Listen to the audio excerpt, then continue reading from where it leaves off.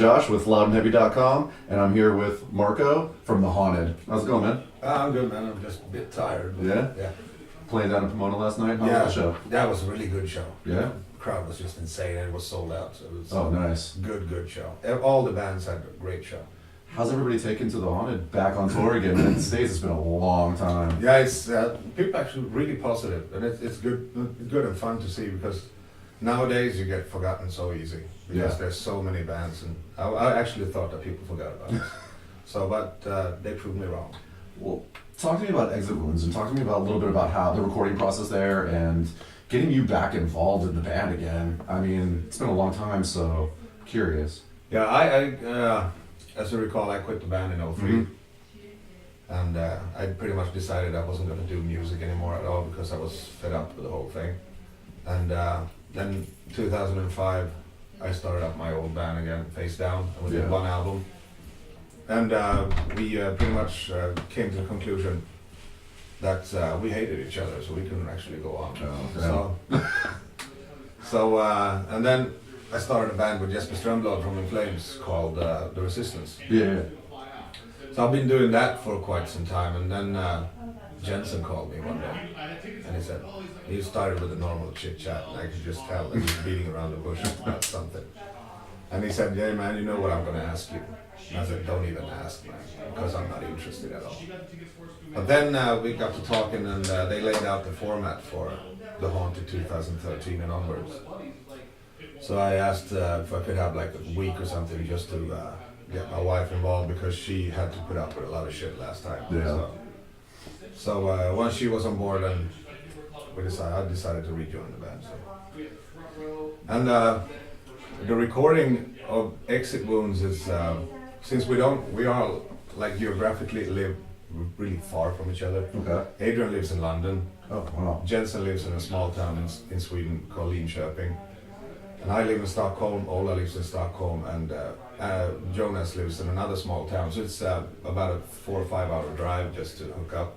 But that's why we have the rehearsal room in Jonas' garage. So we actually wrote the whole thing online. Oh, wow. Yeah. So we were just sending files back and forth. So I'm curious because Exit Wounds to me is probably the heaviest of the Haunted albums, and there's some heavy albums out there, some of the old stuff with you guys, but this album is really, really heavy and aggressive.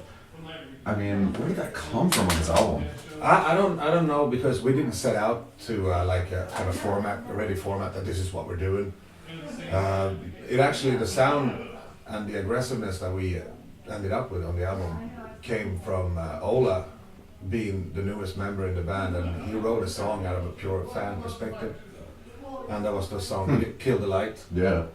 And that's where it all fell into place, like, oh yeah, this is the stuff, man. And then I guess the aggressiveness and the heaviness comes from we've been apart for a long time, and we've been writing music with other people, and we get new experiences back into the songwriting again. Yeah. So because they've been writing music in a certain form for quite some time with Anders and Peter and Per. So and then me, Ola, and Adrian came back in with like a different perspective, and I guess we matured a lot as well. So now we actually are angry about stuff that matters, kids and stuff. So how have your experiences over the last 10 years, leaving and then coming back, and the Resistance and everything like that, how did that really play into this album, play into coming back on tour? And I really can't put words on it, but I'm sure it did. It played in some part, yeah. Because the Resistance is very uncompromised. It's just aggression. Yeah. There's no lyrical like content. It's just cliches, and because it's metal, it's not a fucking therapy session. Yeah. So I guess that comes because the last the Resistance album we did was released here about like 2 weeks ago. Mm-hmm. I did 12 songs in 6 hours. Jeez. Yeah. How's your voice holding up all these years, man? I don't know. It's I usually call it the armored voice. Was like 2 or 3 shows into a tour, and that's when I get the armored voice. it's just like an on and off switch. Yeah. You can't do anything to destroy it. It's just there. But it's fun. So what plans do you have with Resistance then? The Resistance, we've had a bit stormy in that camp for a while now, but we're sorting it out, and we're starting to book shows and stuff. But it's been a tough ride. Is he gonna come to the States then, or? Hopefully, yeah. We're looking for a booker here. So Okay. What does that do with the Haunted then? I mean, I know that the Haunted kind of is not planning on doing a whole lot of tours, right? So No. We're the Haunted is pretty much doing these 2-week stints and like weekends, Thursday to Sunday kind of thing. Okay. And but because all the members in the Haunted all have other bands as well. Yeah. So we have this calendar that everybody involved in these bands get to see that calendar. So once you book a date, it's yours until you say otherwise. Okay. And if it collides, you have a discussion and see which one benefits the most of having that date. So it's kind of funny whenever I talk to you guys from like that are over in Sweden, things like that. Like when I talk to Soilwork and In Flames and everything like that, everybody's in other bands. Yeah. So do you guys just all grow up together? Do you just all know each other? How does that all come to be? The metal scene in Sweden is not that big. Really? It's like yesterday, Björn and Anders from In Flames came over, and we've known these people for 50. We shared rehearsal rooms with them as well, as you can tell from their earlier albums. Yeah. Instead of a few riffs. But no, we all know each other, and everyone's been involved in each other in some extent somewhere along the line. So yeah, we've known each other for a very, very long time. So the Haunted is much more thrash than it is that quintessential Swedish sound that everybody has come to know. Where did that come from? Even with Peter back in the day, and then coming with you, I mean, you obviously brought a much heavier, more aggressive sound than Peter did, but where does that thrash element come from? That's from Jensen. Okay. Yeah, he's a big thrash fan. And his format for The Haunted in the beginning was a mixture between AC/DC and Chris Isaak. that was the initial thought. No, but then, because we're all big thrash fans, but he's probably the biggest thrash fan because he's like an encyclopedia when it comes to thrash. So I guess that's where it came from. And we did our own version of thrash. And it was kind of funny though that all the like yesterday's heroes from like Bay Area and everything, they just went head over heels in love with us. Yeah. So and they also started up their old bands again and stuff. Like we had met up with Jim Durkin yesterday as well, and he's doing his Dark Angel thing. Oh, And that, nice. he said it's a lot because of us. So that's fun. So I don't think it was like a real conscious thought, because given the considering that it was supposed to be AC/DC versus Chris Isaak. That's interesting. Yeah, it is. I really don't hear it. No, but it's, I guess that was easiest because the first album was pretty much written just by Jensen. Okay. Because he had all those songs. When At the Gate split up, him and Adrian hooked up the very next day and started The Haunted. Okay. And then they had various guitar players and bass players, and then Jonas came in and he brought his brother. Interesting. And, yeah. So, with Peter, so have you heard about this whole Stone Temple Pilots thing that he put a song out there, Interstate Love Song? Yeah, I heard it. What do you think about that? More power to him, because he was in a band called I Am Fire as well. They had a Danish band, super good band, really good. And I don't know what happened to it; it just disappeared.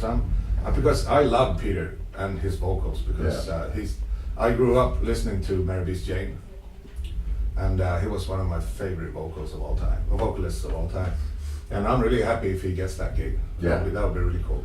I think it'd be great for music in general, to be honest. Yeah. Because being able to span the oceans a little bit as well.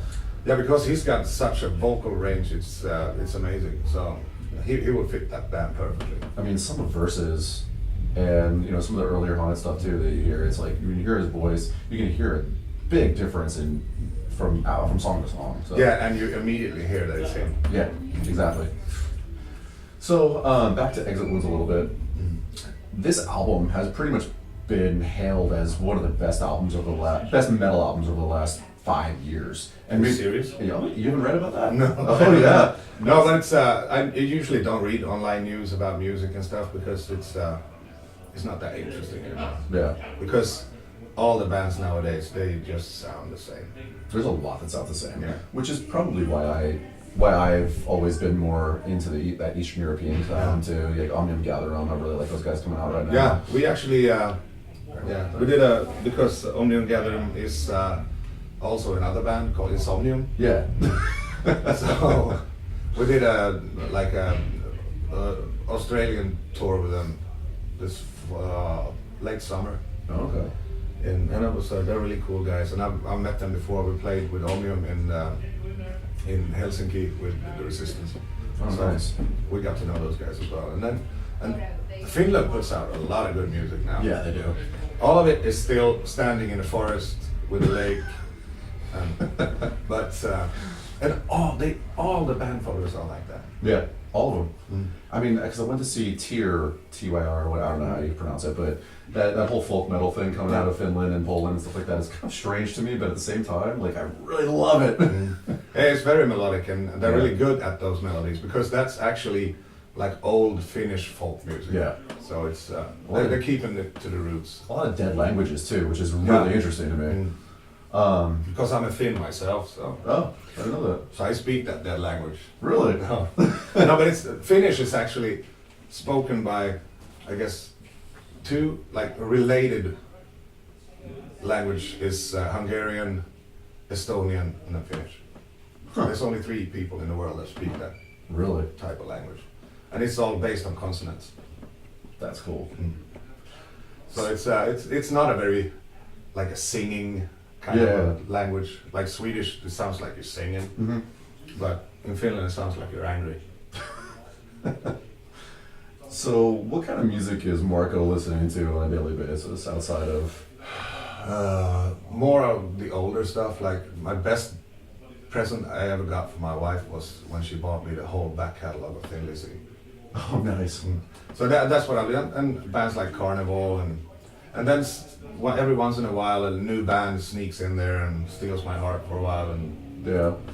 so, but now I'm pretty much sold on Baroness. Oh yeah. That's a good album, that Purple album. Oh yeah. It's absolutely gorgeous. There's something about Baroness that has been interesting to me over the last few years. Yeah. I can never really put my finger on it, but I dig it. No, because they're doing their own thing, even though they're not. Yeah. It's not like they reinvented the wheel or anything, No. but it's fantastic. I love it. So this is kind of a throwback tour, right? With At the Gates and Yeah. Decapitated.